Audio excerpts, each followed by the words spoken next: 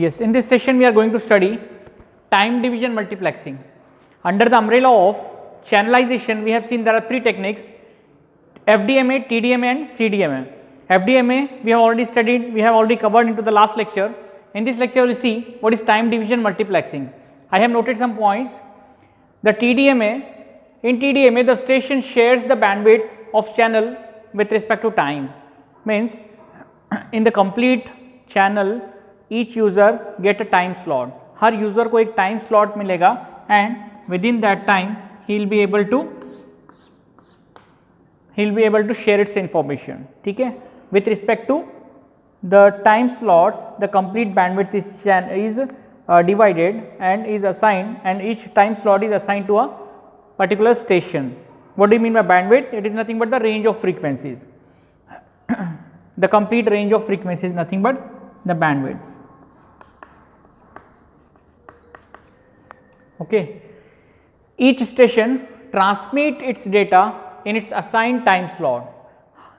जो स्टेशन को जो टाइम स्लॉट असाइन किया है उसी टाइम स्लॉट में वो अपना ट्रांसमिशन करेगा. Okay.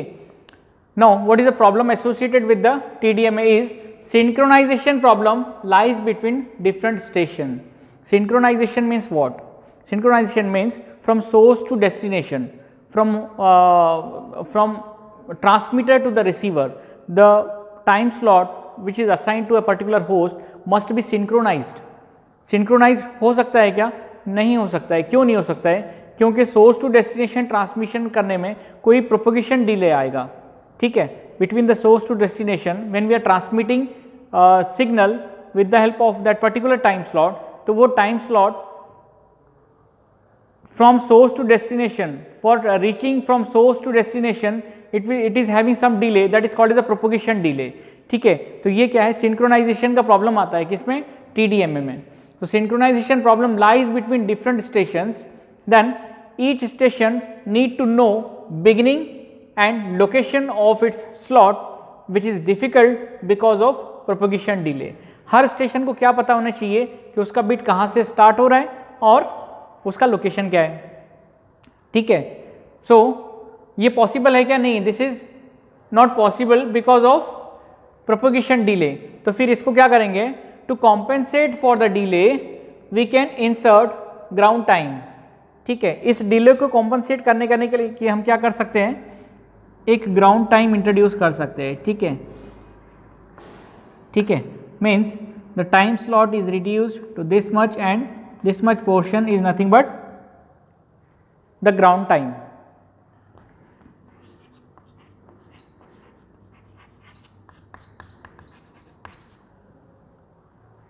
Okay, is it clear? Now synchronization is normally accomplished by having some synchronization bits at the beginning of each slot.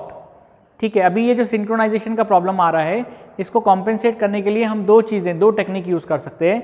एक तो टेक्निक हम ये यूज़ करेंगे कि टाइम स्लॉट्स के बीच में एक ग्राउंड टाइम इंट्रोड्यूस करेंगे ताकि जो प्रोपोगेशन डिले है उसको थोड़ा सा कॉम्पेंसेट कर सके.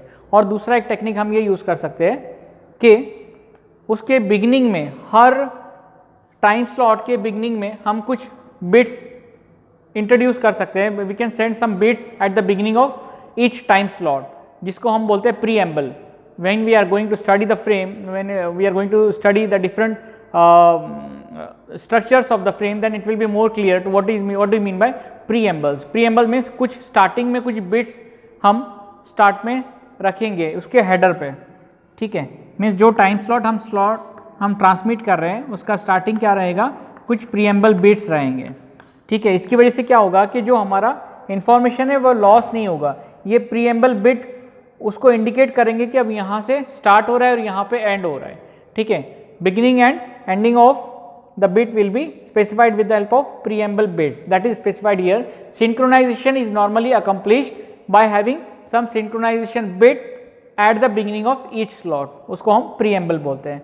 एग्जाम्पल मैंने यहाँ पे शो किया है कि एक कॉमन चैनल है जिसमें 4 होस्ट है ABCD. तो A टाइम T1 यूज़ करेगा, तो B T2 यूज़ करेगा, C is using T3 and D is using T4. Again after T4 the next time slot is given to A. In this way, cyclically the time will be allotted to the each user. Is it clear? The concept of TDMA. TDM and TDMA both are different. TDMA that is time division multiplexing, वो कहाँ पे use होता है? Physical layer में, और ये TDMA used in data link layer. दोनों में डिफरेंसेस क्या है?